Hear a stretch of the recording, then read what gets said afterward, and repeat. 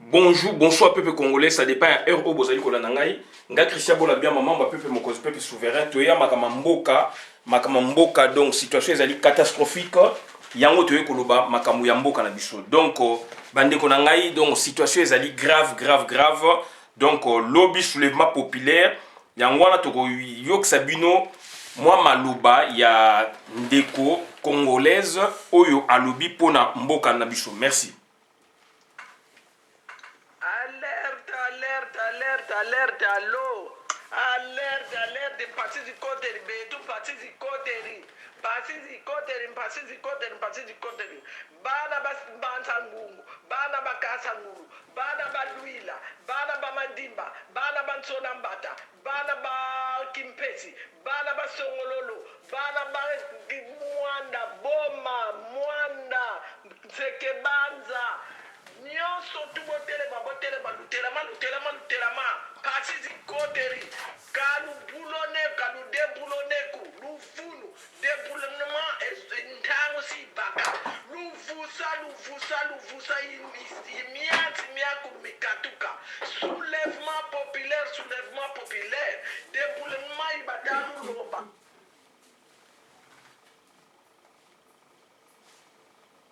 Donc là, si Boyoki, soulèvement populaire, c'est là.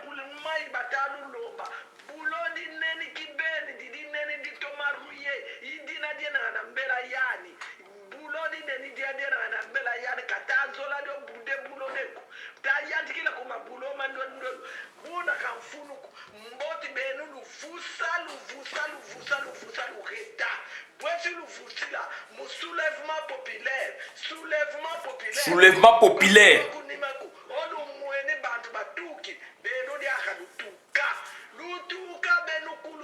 Soulèvement populaire, lufusa miasi miaku lufusuka. Tala bonso Antoine Gondo tunatini. Ruberwa éclairer. Yani kakwenda mpamba kumakata mangadi. Ruberwa dikalutiri gara mriamu katala. Tala bubakoti la ngombe kubandu. Lutala bubagoda batu kubandu. Pasi ngomi bonazikota batu sebagoda. Betu katukala yikere kliniku. Ayibada kutumana. Bandadi balefwe. Besi ngombe yibandibwe. Banyanga ibayombi yibantandopwe. Betu katuzeri mwe kumana mambo. Siba tukoti sila moma lufunu. Siba tukoti sila bakoti singombe. Antoine Gonda katuzeri ku. Kiba moma taluta muna Antoine. Alors boti benu mosu lukaba responsable. Lusima mambo na Congo. Soulèvement populaire. Soulèvement populaire.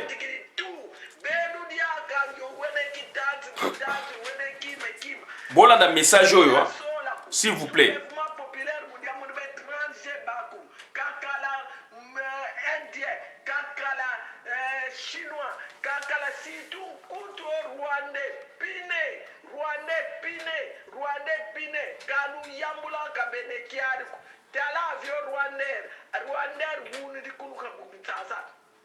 Olu mweni kakati chekedi chilombo kulu kilimuna aviodina mpila mosi makieri kamakulu mamata luta tre dineni mpila mosi yani kata bakisa kuneba Rwanda bataku nsimbisa tushi kata dio bakisa okulu kilimuna aviodina kalu wako makulu balutela soulèvement populaire talabu batawona bampangi betu ku este talabu bangoda bampangi betu baliguba buma force commune talaba gode buto na buna nsio itobe silu mona ma force commune masima tuka beni mo silu mona kyari ngati silu toba mona kyari silu zane matatu malutatu te matutalu te la kamaluvunu makierika ma force commune kuna kimwenza ma force commune mamanka kuna kasa gulumena kuna partout force commune Beni Grand Kassai Kinshasa Kimwenza partout Maluku 12 millions de morts wana basimetiere na mongeza ba fausse commune. Merci maman na mateya oyo pesi na contribution na yo tolandaka batu nyonso yango moni totie parti oyo yo olobi ezali esengo mingi tozalaka na ba contribution ndenge wana. Donc bande konanga toye kolobela bino soulèvement populaire lobby tobenga ngo pillage populaire national tokoki kopesa tante na ba Rwandais wana ndeko na nga congolais ça fait 22 ans bato wana bazali tala lelo yo tozwi moto oyo azali wana azali kobundela pona Congo tobengi Martin Fayulu Madidi mwana ya Nzambe donc ba politicien o ba lekaki ba salaki o esengelaki mais ba memeli biso na niveau oyo te bandeko na ngai donc conscience esala donc batu wana ba coopéraki na ba Rwandais ba boyaki ko telemisa population Martin Fayulu andimi akokende ko se représenter puisque ba tumboli peuple ba tumboli Martin Fayulu to ba tumboli peuple ba tumboli Martin Fayulu donc lobby biso no sous descente donc na donc on a parlé de justice donc on a ba brigade wana donc on a Gombe lobby faut que buka Gombe puisque Gombe ndezali siège d'institution na bino il faut que kitakuna il faut que bengana Ruberwa là comme na 4-5 ministères azali nani aleki batna mayele te Ruberwa yenda azali stratège oya bango yemuta recruter ba Rwandais à travers le monde pour na ba pesa bango misala c'est leur coordonnateur Ruberwa yemuta azali chef ya ANER Supra Ruberwa lelo comme ministre ya justice tozali ko tuna question muta nommé est-ce que ezali Félix Antoine Tshilombo ou bien ezali donc Hippolyte Kanambe question fondamentale pour répondre biso tozali ko senga unité à peuple congolais derrière Martin Fayulu il y a plus de 450 tribus et ethnies à Congo s'il vous plaît donc c'est dire la muka ezali wana ezali ko travailler pour le peuple congolais et Martin Fayulu azali wana azali mutu o peuple a créé mutu o peuple a bimisié ndeko na ngai esengi to soutenir ye tango soutenir Martin Fayulu o soutenir donc action ya mboka bandeko na ngai c'est très important yangona tozo senga soulèvement populaire lobby tozali ko kitana Kinshasa partout na Congo et bilusue salama botumba donc ba station essence faut que tumba yango bene basali yango il faut que buka ba institution na mboka Congo eza na mbonge belé ekotonga il faut que bengana bato balingi changement na mboka te mingi bazui ba avion babimisi basi na bango ba Braza babimisi basi na bango ba tindi bango ba poto un peu partout donc lobby bandeko nanga il faut descendre to sengi 3 jours démission y a Félix Antoine Tshilombo et puis donc soki y a démissionné mboke fungwami donc ça dit soki a démissionné pouvoir ekoyi c'est le moment donc unique ou jamais yangwana tozali ko laksa bino moi loyembe moko oyo to koyemba lobby donc loyemba ngezali boye Lundi toko longola tuti power lundi toko longola tuti power mardi toko longola tuti power mercredi toko longola tuti power Tshilombo ewawa musala na koteka mboka Tshilombo ewawa musala na koteka mboka lelo toko longola tuti power lelo toko longola tuti power Tshilombo ewawa musala na koteka mboka Tshilombo ewawa musala na koteka mboka lelo toko longola tuti power lelo toko longola tuti power Tshilombo ewawa musala na koteka mboka Tshilolo ewawa musala na koteka mboka bandeko na ngai boyema banzemu wana boskande donc il faut to bengana lobby batu wana il faut Tshilombo a démissionné 3 jours suffisent 3 jours il y a descente ndengwana gouvernement wana est tombé régime wana ekei bandeko na ngai tozali kosenga na bino tozali na kata terrain tozali en phase tozali mutu moko tozali plus de 450 tribus na Congo et pas na biso na Congo tribalisme ezalaka te et pas na biso na Congo régionalisme ezalaka te et pas na biso na Congo donc tozala mboka moko donc tozali unis tozali donc autour ya ba idéo oyo ba koko na biso batika et puis oyo ba président oyo ba travailler pour la Congo ba seli donc Kanambe aye ko la Congo te a créé donc Tshilombo pour na sa bouclier on a le bé ça y ko kweya yango tozosonga na chanson oyo toyebisi bino. Donc lelo toko longola tuchi pawe, lelo toko bengana tuchi pawe, chilombo ewawa makolo, chilombo ewawa musala na ye koteka mboka, chilolo ewawa musala na ye koteka mboka, chilombo ewawa musala na ye koteka mboka. Lobi faut koyemba yango, lobi chilombo il faut démissionner, lobi faut qu'on découdre na régime wana. Donc maintenant, tu as dit sa mise en garde na Koffi Olomide. Donc, délégué na bango batindie, tu as dit sa mise en garde. Koffi Olomide, azali donc na sursis, sursis ezali jugement. Sursis donc azali condamné. Donc, bandeko na ngai, il faut toujours makam na sens propre.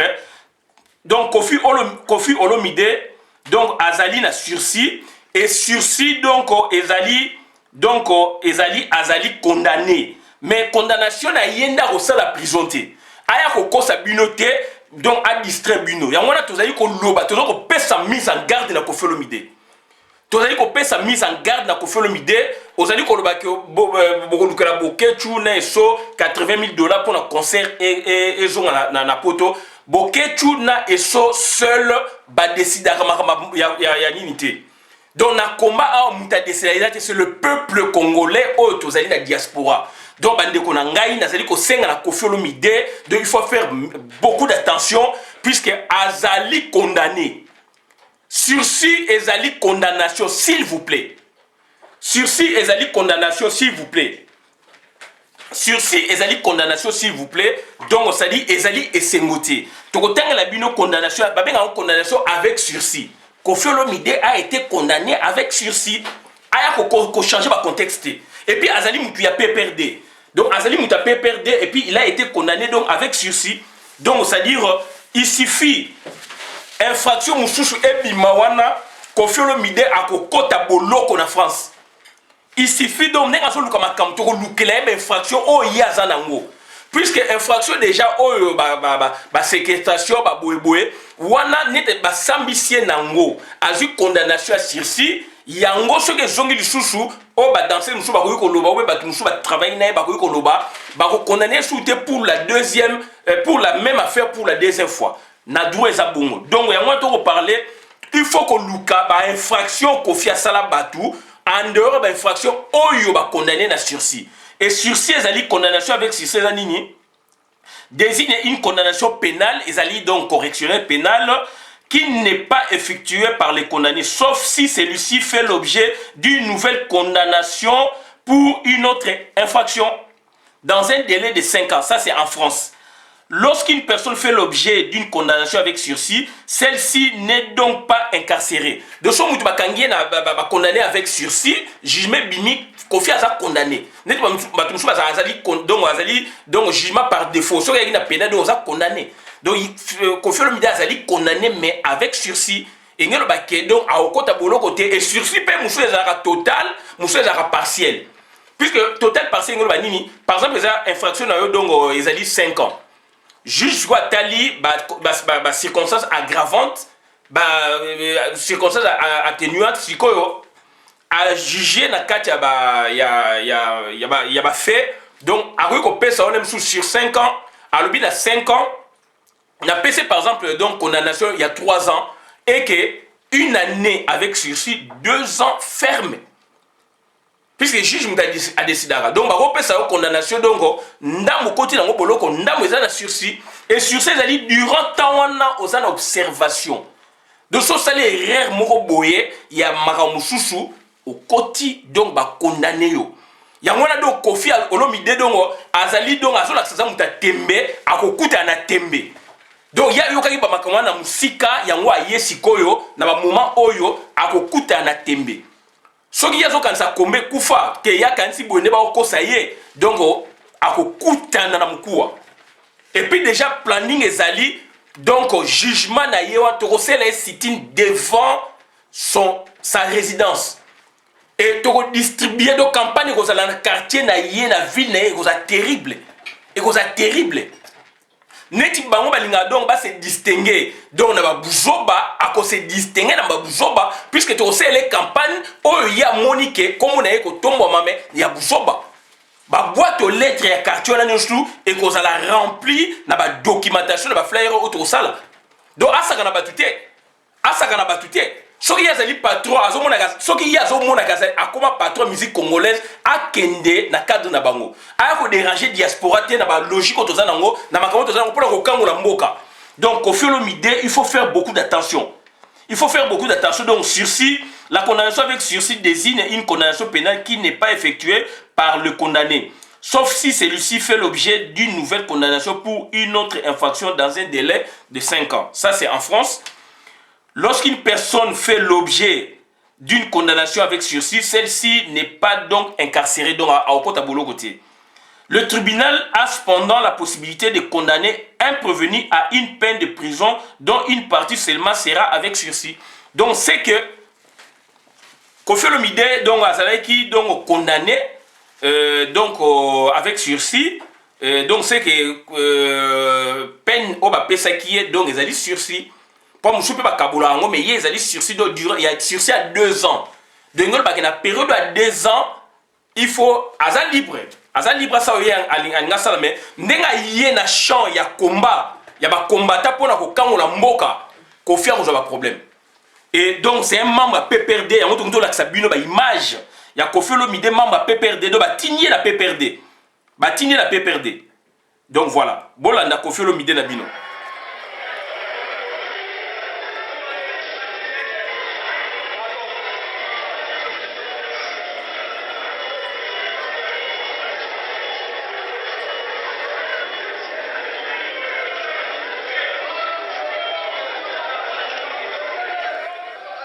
Donc Koffi Olomide azali membre à PPRD. Donc à okosa mutu mongote azali membre ya PPRD.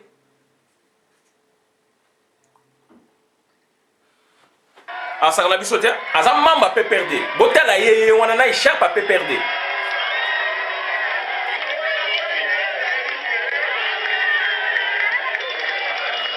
Donc à osaka na batuté donc azali condamné avec sursis. Donc à faire attention caractéristique ya jugement ya condamnation avec sursis to ebiango. Donc condamnation avec sursis. La condamnation avec sursis désigne une condamnation pénale qui n'est pas effectuée par les condamnés. Donc condamné au sala bolo côté sauf si celui-ci fait l'objet d'une nouvelle condamnation pour une autre infraction. Ce que infraction monsieur bimi contrairement na infraction bakangela qui est donc à sala boloko. Donc à faire attention. Lorsqu'une personne fait l'objet d'une condamnation avec sursis, celle-ci n'est donc pas incarcérée. Donc mutuana au kota bolo côté. Le tribunal a cependant la possibilité de condamner un prévenu à une peine de prison dont une partie seulement sera avec sursis. Tu expliques au licolo, donc c'est-à-dire à Sakana Batute, donc à Rumona Makamnae. Yangwa to zongi na chanson oyo, tu zo senga na batubara yemba yango. Donc lelo toko longo la tuti pawe, lelo toko benga na tuti pawe.